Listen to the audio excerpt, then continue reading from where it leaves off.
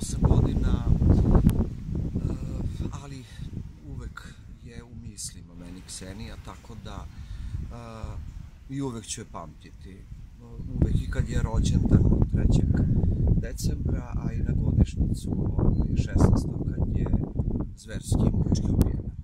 Kolege nikada ne možemo da vidimo na godišnjici. Pa mislim kolege, koje kolege? Kolega ima, ali nema ljudi. Tako da, to je moje neko mišljenje. Nema tu mnogo ljudi i tako da to je njihov problem. Onome kome je draga Ksenija, on će doći.